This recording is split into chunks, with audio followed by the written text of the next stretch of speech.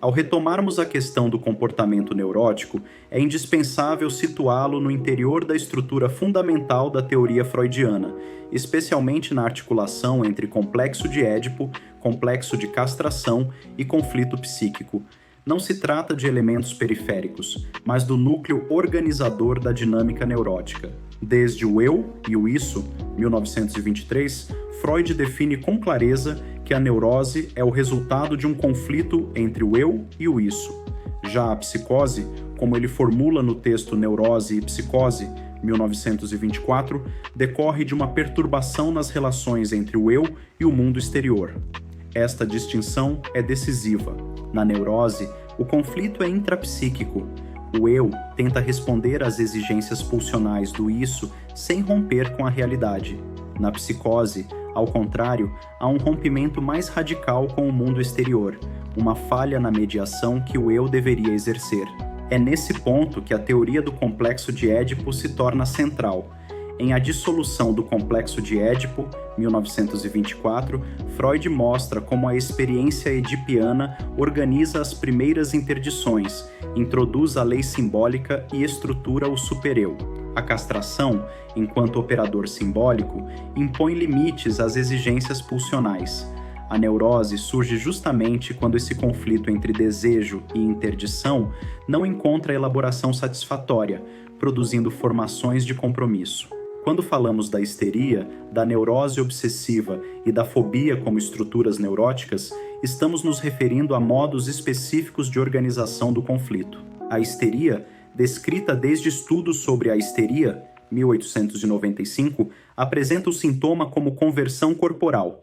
A neurose obsessiva, aprofundada por Freud em textos como Notas sobre um caso de neurose obsessiva, 1909, organiza-se em torno de rituais, pensamentos intrusivos e formações reativas. A fobia, como no caso do pequeno Hans, 1909, revela a função de deslocamento do conflito edipiano para um objeto externo. A psicose, por sua vez, como na esquizofrenia e na paranoia, trabalhadas por Freud especialmente em o caso Schreber, 1911, implica uma alteração mais radical do vínculo com a realidade. É por isso que, na clínica psicanalítica clássica, o tratamento das neuroses ocupa lugar central. Não porque se negue atendimento ao psicótico, mas porque o método da associação livre, fundado na palavra e na transferência, pressupõe uma mínima sustentação do princípio de realidade. Em Além do Princípio do Prazer, 1920, Freud introduz ainda a noção de repetição e pulsão de morte, mostrando que o sujeito não busca apenas prazer, mas repete experiências traumáticas. A neurose pode então ser compreendida também como tentativa paradoxal de domínio do sofrimento. Em O Mal-Estar na Civilização, 1930, Freud amplia essa reflexão ao afirmar que a cultura impõe renúncias pulsionais estruturais. A civilização protege o sujeito, mas ao mesmo tempo produz novas formas de sofrimento. Nesse sentido, a neurose pode ser vista não apenas como patologia, mas como uma técnica de vida, uma tentativa de evitar um sofrimento maior. Ao recalcarmos determinados desejos, ao organizarmos sintomas, criamos soluções psíquicas. São soluções custosas, mas ainda assim soluções. O sintoma neurótico oferece uma satisfação substitutiva, como Freud insiste ao longo de sua obra. O sujeito neurótico, diferentemente do psicótico, mantém uma relação com a realidade, trabalha, estuda, ama, sofre, mas não perde completamente o nexo com o mundo exterior. O conflito está internalizado. O sintoma funciona como compromisso entre desejo e censura, entre pulsão e interdição.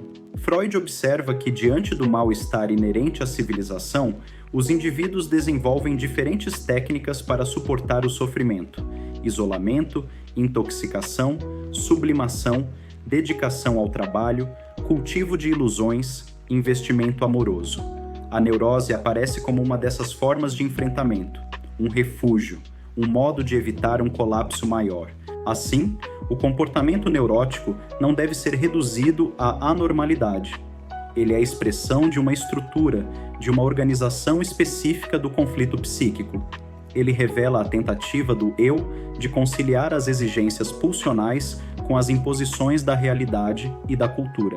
Esta aula é parte de um percurso que não se faz com pressa nem com respostas prontas.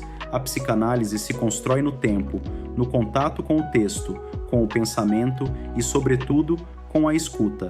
O que foi apresentado aqui não se esgota neste encontro. Ele serve como ponto de apoio para que novas perguntas possam surgir e para que o pensamento continue se aprofundando. A psicanálise não se oferece como um manual, ela se sustenta como uma experiência.